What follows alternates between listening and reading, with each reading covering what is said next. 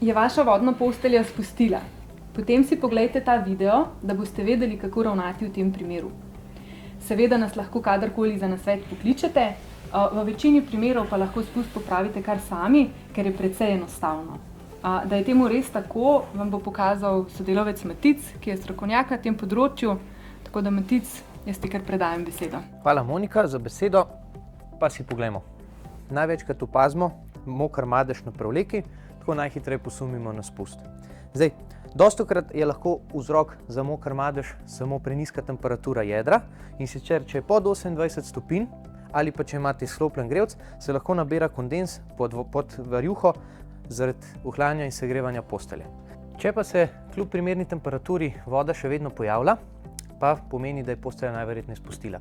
Torej, se lotimo iskanja mesta spusta in sicer najprej tako, da vso izteklo vodo popivnamo z brisačami, ki jih namestimo v vogale postelj.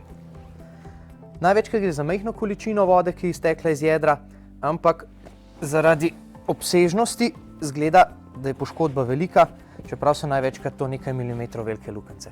Takole po vseh vogalih namestimo brisače, počakamo nekaj časa, da popivne vso tekočino, potem pa se lotimo iskanja. Samo mesto spusta je najpogosteje na tistem delu, kjer smo na prevleki tudi opazili madež oziroma mokroto.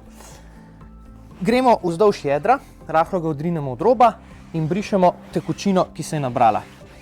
Hkrati brišemo tudi jedro in opazujemo, če slučajno na katerem mestu priteče sveža tekočina.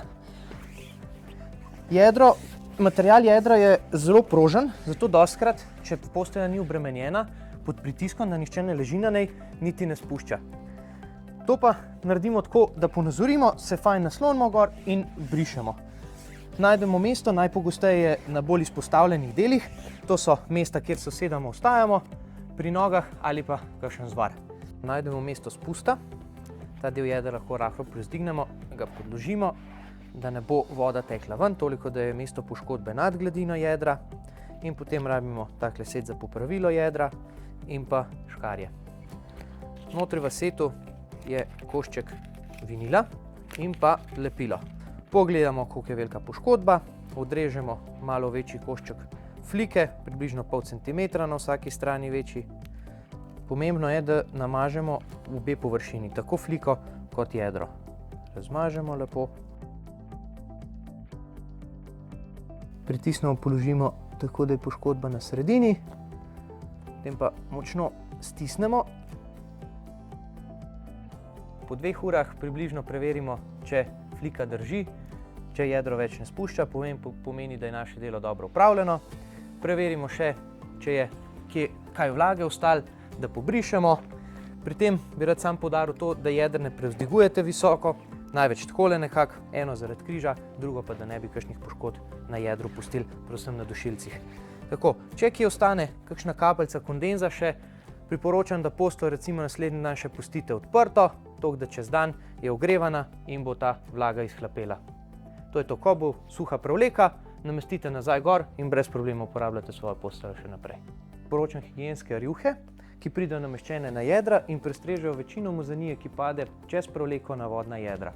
Tako da, te se menja nekje 2-krat ali 3-krat na leto, se jih prepere, takrat, ko se čisti posteljo. Matic, na tem mestu vidim priložnost, da bi se mogoče odzračila tudi vodna jedra. Se to lahko zgodi, glede na to, da je bilo jedro ravnokar poškodovano? Ja, ni nobenega problema, edino, če je bila poškodba na ventilu. Če je bil strgan ventil, je menjava oziroma popravilo malo drugačen. V večini primerov se niti ne da in je potrebna menjava jedra. Je pa še ena stvar, ki bi opozoril. Prej smo govorili o higienskih prevlekah, ki jih priporočamo že iz higienskih razlogov. Drugo pa je, da v primeru spusta popijejo vodo, ki je stekla iz jedra in pa dobro pokažejo, kje je v bistvu sploh prišlo do spusta. Potem kar precej pomagajo pri iskanju luknjice na začetku, ne? Tako. Super. Evo, to je potem to, kar se tiče popravila spusta. Zvečer se lahko kot običajno odpravite spat, brez strahu pred kakšnimi novimi poškodbami.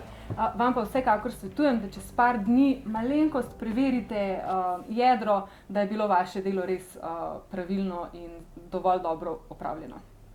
Lahko noč vam želim še naprej. Lahko noč.